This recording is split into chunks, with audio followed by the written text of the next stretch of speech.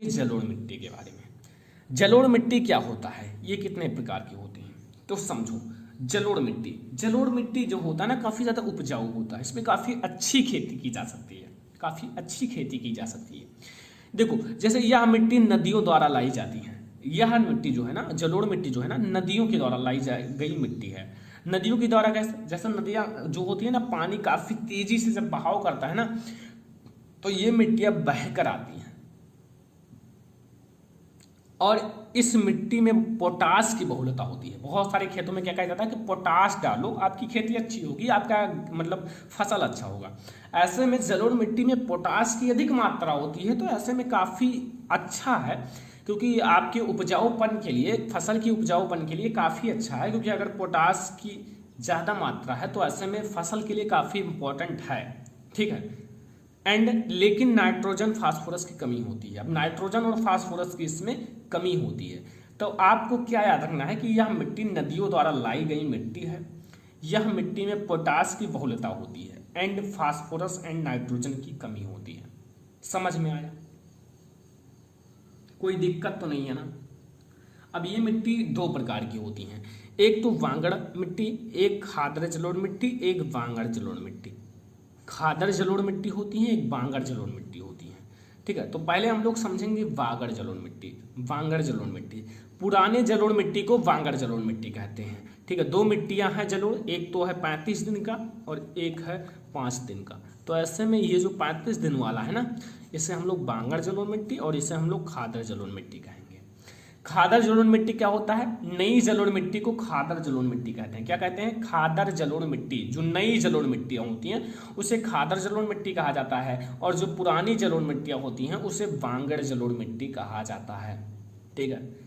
कोई दिक्कत तो नहीं होगा, क्योंकि आपको जलोढ़ मिट्टी के बारे में काफ़ी अच्छे से नॉलेज हो गया होगा।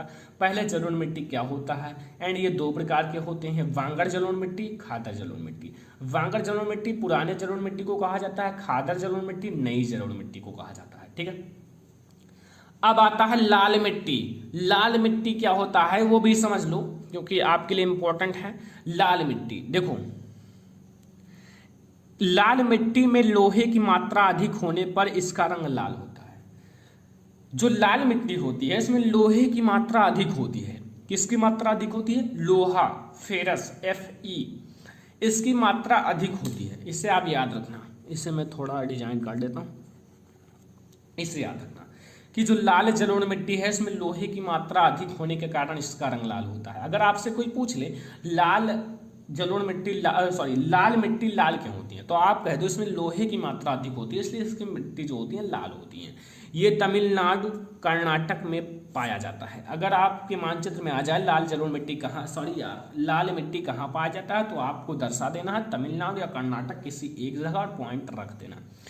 अब आता है लेटराइट मिट्टी। लेटराइट मिट्टी क्या है देखो, यह मृदा पहाड़ी या ऊंची समतल भूमि में पाया जाता है। ये जो है मृदा पहाड़ी या ऊंची समतल भूमि में पाया जाता है। यह मिट्टी कठोर होती है। ये मृदा जो होती है ना कठोर होती हैं, और ये मृदा जो है ना पहाड़ी या ऊंची समतल मैदानों पर पाया जाता है। जैसे पर्वत होते हैं उस पर पाया जाएगा, कंकड़ के टाइप का, ठीक है।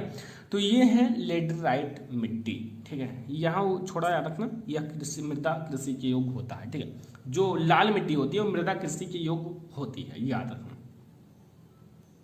लेटराइट मिट्टी के बारे में थोड़ा और समझ लो। इसमें बॉक्साइट तथा एल्यूमिनियम अधिक मात्रा में होता है। क्या होता है? बॉक्साइट जो होता है और एल्यूमिनियम अधिक मात्रा में होता है। इसमें खाद और रासायनिक उर्वरक डालकर खेती की जाती है। इसमें जो खाद होते हैं, खाद और रासायनिक उर्वरक डालकर खेती की जाती है, ठीक है। खाद और रासायनिक उर्वरक डालकर खेती की जाती है, क्योंकि ये उतना उपजाऊ नहीं होते हैं। तो इसमें बॉक्साइट तथा एल्यूमिनियम अधिक मात्रा में होता है, और इसमें खाद और रासायनिक उर्वरक डालकर खेती की जाती है। समझ में आया लेटराइट मिट्टी? अब लास्ट टॉपिक एंड लास्ट मिट्टी, ठीक है। लिखा है काली मिट्टी। काली मिट्टी क्या है? काली मिट्टी का निर्माण चट्टानों के टूटने फूटने से होता है। जो काली मिट्टी होती है, ठीक है, उसका निर्माण जो होता है ना, काली मिट्टी का निर्माण चट्टान होते हैं, चट्टानों के टूटने फूटने से होती है। कैसे होती हैं? चट्टानों के टूटने फूटने से होती हैं। जैसे कोई चट्टान है, बड़ा सा चट्टान है, वो टूट फूट गया, इधर उधर फैल गया, तो ऐसे में वो काली मिट्टी होती है। और चट्टानें अक्सर काली रंग की ही होती हैं और इसमें आयरन, चूना एंड एल्यूमिनियम एवं मैग्नीशियम अधिक मात्रा में होता है, अधिक पाया जाता है। क्या?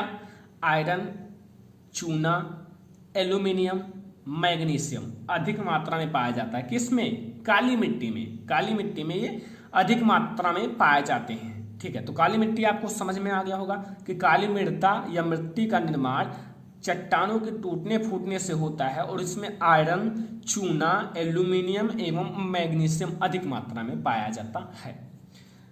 इसे काली कपास की मिट्टी के नाम से भी जानते हैं। इसे काली कपास की मिट्टी के नाम से भी जानते हैं। ठीक है, काली कपास की मिट्टी के नाम से भी जानते हैं।